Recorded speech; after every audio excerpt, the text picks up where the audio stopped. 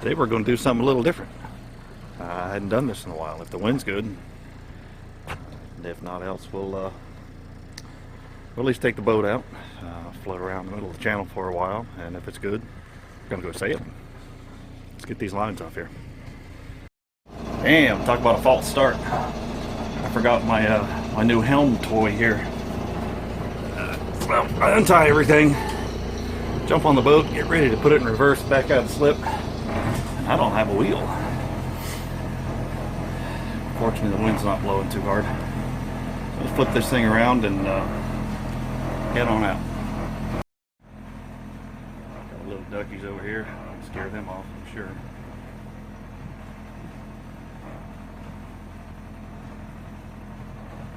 Yeah, there's a lot of practice getting out of the slip. That was pathetic. Fortunately, there's nobody here to see me. I didn't try to record it. Really would have been in trouble. And here's the way out. Go around that point. Another little dip. What the depth is here. Ooh. Nice, 10 feet. See that or not, if it'll adjust on there. There we go. 9.3. Sorry, we only draft 5.5. Really drop the lakes during the winter. Actually, it's up a little bit, so we're probably only 3 or 4 feet down, but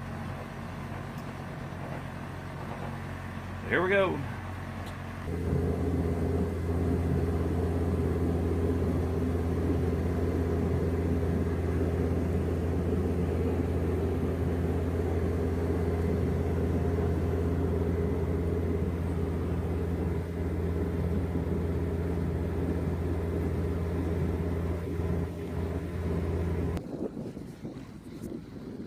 The bottom of this boat is dirty.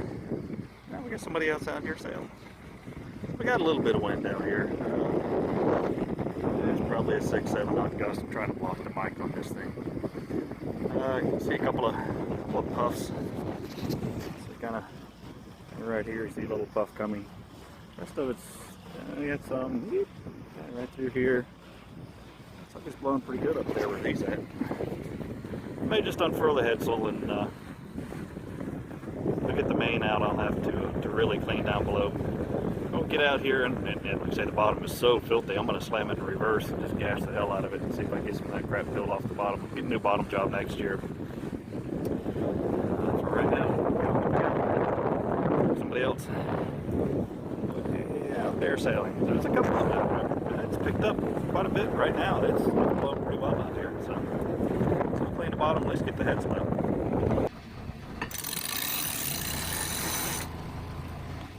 Alright, it's going to suck. I'm trying to do this one-handed. Film a little bit, and it's not been unfurled in quite a while.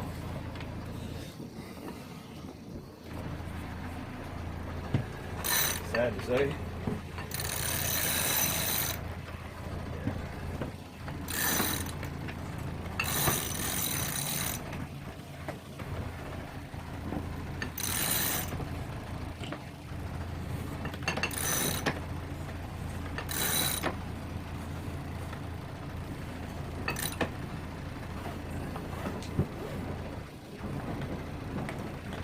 My drum is for a smaller boat than what I have, so it fills up with this 3/8 line really quick. Sorry about the antennas there. I may have to furl it back up and keep a little tension on that. Yeah, it's not going to unfurl by itself. I didn't keep tension on my furling line, so it's kind of loaded up in that drum. So I can furl it back up and get a little tension in there, maybe get it all in there. Then we'll go sailing. Alright, so it wasn't perfect, but we got it in there. So now it's time to put her in neutral, kill that noisy thing, trim it a little bit.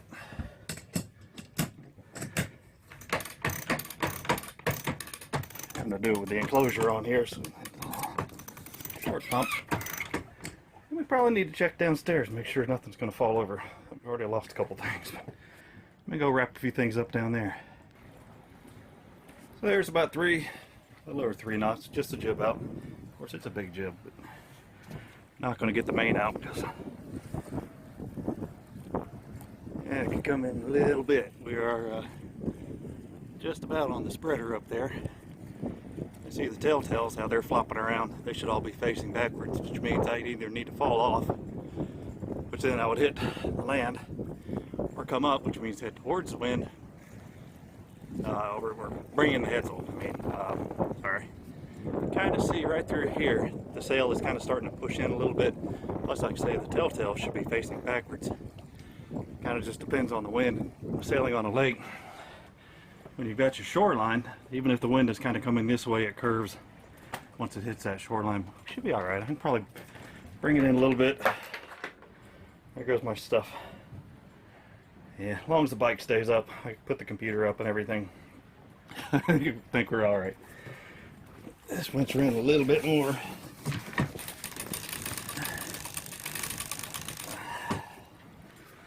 Nice little Lumars, old Lumar 46s. Like to have a little bit bigger winch on there, but yeah, that's better. You can see the telltale up here, guys in the west, facing aft a little more. I think, hard to see, I can just barely see. You can see the point up there, we should be okay. Rocky shoreline, you see the angle of the island. Actually, it's just land, that's not an island, we're heading towards an island. But that generally means it continues down like that. And as long as it's rocky, you see the shoreline, that means it's probably pretty deep, pretty close up, and I happen to know it is because we race out here. And if it's flatter, and if it's a sandy, muddy shore, chances are it's going to be shallow way out here. Let's check and see what we got.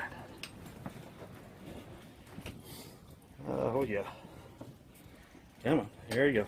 56.3 feet, 3.8 knots. So we don't really, my wind gauge doesn't work. Don't know why. Never looked that much into it. We got the Windex up there. If I were out on the ocean, I would get that fixed. Actually, I'm going to replace it with new garment stuff. So, but we're sailing anyway. First time in, it seems like forever. And we got another sailboat. Where is he? Right up there. And one behind us. We've already gone kind of around this point here. He's back over there. This is where we came out of. We motored most of the way across the lake trying to get the heads unfurled. Oh, there's another one. Lots of people out today. Uh-oh. We got attacked. I gotta put the phone down for this, sorry.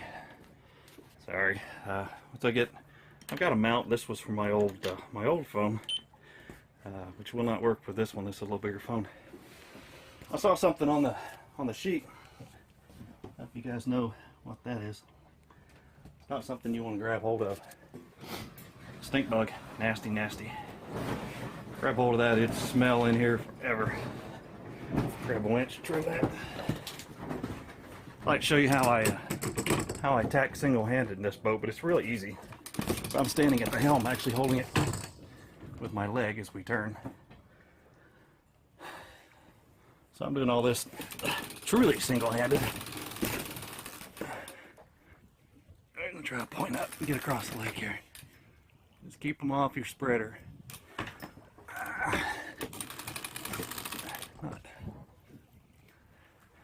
Good enough.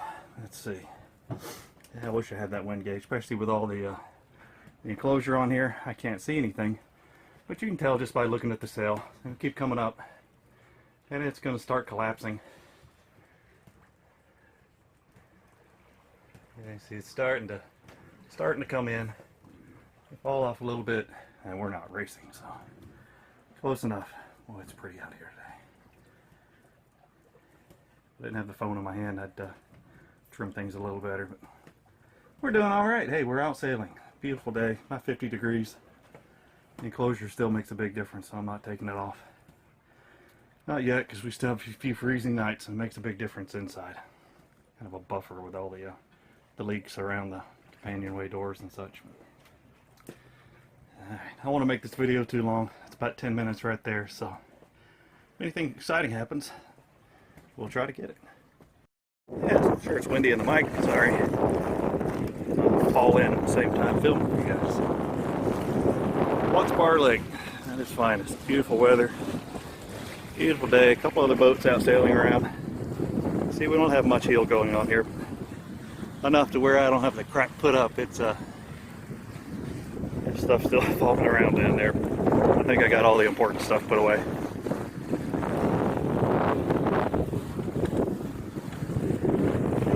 I'm kind of fast here. I gotta tack here. Yeah, maybe another minute. I gotta get back to business here. I'm gonna try to go up and go around. It's called Half Moon Island, and then back down around the point over here is Thief Neck Island. Whew, it is a little chilly out. I just have the long sleeve shirt here, but couldn't do it without an autopilot. Gotta have my autopilot. Doing what trying to do by yourself. Got a few folks out fishing. Yeah, actually about hit one coming out of the cove. I wasn't paying any attention. He was in a camouflage boat wearing camouflage. Anybody who fishes, please explain that to me. Understand if you're hunting, except then you got to put on your big orange vest and your big orange hat so people don't shoot you, and then you cover yourself in camouflage and deer piss. I don't get it. And then you come out fishing and you wear camouflage in a camouflage boat. Yeah. Don't want the fish to see you. It'll sneak up on them. So what I'm wanting to do is go through this cut. Dark glasses on. I can't even see. Let's see if we can zoom in. Yeah. So there's the marker. Really, there's the first can we got to worry about. And then on the red side, it's right there. And then it kind of curves and goes that way. It's pretty narrow, and it's really shallow outside that side. Outside that side, he said. Said he. So I may motor through there because the boat's a wreck. I don't have my main out, so I can't point real high, and I'd have to tack 5 or 6 times to get through there, and I really don't care to do that today. So I may motor through there, and then once I get on the other side, I can curve, go way out, go around this island, and then we'll come back this way and maybe just park out here in the middle of the channel. Because I don't feel like going back to the marina, because I'd live there. I'm there all the time. We kind of passed this guy over here. It's a maybe like a 32 Beneteau. One way over there. I hadn't seen him close enough yet to know what it is, so we're going to try to tack one more time, see what kind of angle we can get here. 52 feet, getting shallower, so it gets pretty shallow up here quick, so we'll get back. Yep, didn't want to do it, but went ahead and furled the headsail because we were straight into it. It was just going to beat the crap out of the sail. Yep. Head on the nose. It's kind of the way it works on the leg. If you're somewhere like this, I don't care where the wind's coming from. If it's out of the south, it kind of curves and comes up through this little hole. It's amazing what the land does to the wind. Now we got another sailboat heading south way up there. I'm a little out of breath. Boy, I am just, this winter has just turned me into a wuss. See if I can get, if the birds were out, you'd see them walking out here. There's one of the cans back there. Summertime you can't see that. Somebody puts a flagpole on it during the summer. When the water's up 4 feet, you do not go outside this channel. It's hard to see. I mean, you can see the, there's my finger. Don't focus on that. You can see the berm comes all the way out almost from the point over here. There. And that little chunk of rocks right there. It's hard to find them all focused. Zoomed in. Get out of here. There's the can that we're heading towards, the mark. I guess, yeah, there's the can. Here, and then there's the mark. So we're going to have to fall off a little bit. Circle around that. It's probably getting a little shallow. 21. Big deal. I learned something, and I tried it for the first time. Maybe we can speed it up. I mean, this autopilot, like most of them, you go +1 degree, -1 degree. You don't know anything about the autopilots. So you hit auto, and it tells you your heading. So 208 degrees. If I had the compass uncovered, we could look and see we're going pretty close to 208 degrees magnetic. But you can go -1 degree or 10 degrees, plus or minus. And then if you hit both of them, it will do a tack. It'll come around 180 degrees, but it's real slow, and boy, you almost come to a complete stop. So it was interesting to have, but I tack faster than that by myself. And I see, you can see, excuse the beer, I'm not drinking because I'm motoring. You can see where the winch is. So I zoomed all the way up. Yeah, it's better. You can see where the winch is compared to the helm. You're right there. I mean, you can stand at the helm and do anything you need. There's the can. Yeah, this damn video is gonna get long too. I might have to chop some of this up. So, yeah, under jib, alone.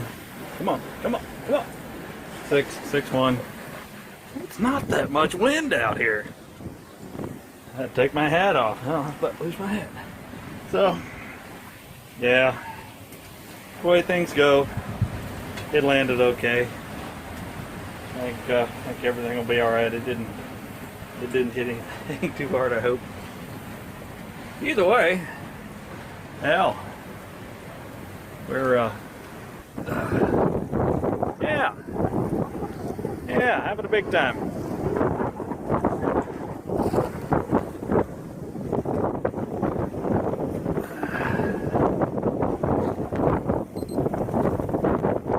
Yeah.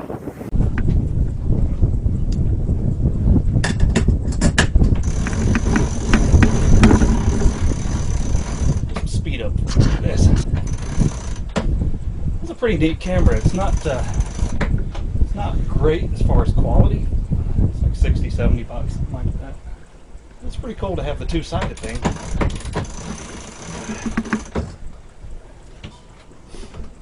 Yeah, let's see, what are we up to? 3.8. Sure it's boring sitting there just watching the water go by. Yeah, you're able to see a little something on the other side. 4.1. Alright. I normally have 2 winch handles out, but I wasn't expecting anything too dramatic. We're starting to feel pretty good there, so I'm gonna get my other side ready. Come about. Helm hard over. Got 3 ways to show you can see the sail up front.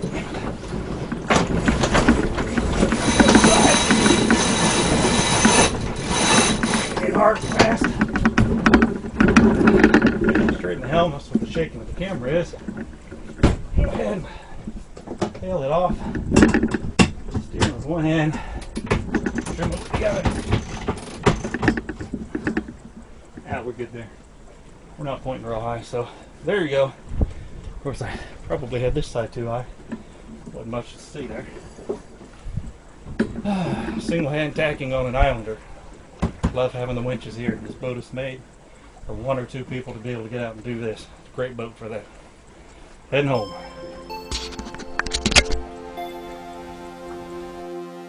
After a near collision with an obstacle in the water, we decided all was lost and abandoned ship and drowned while the boat was still floating.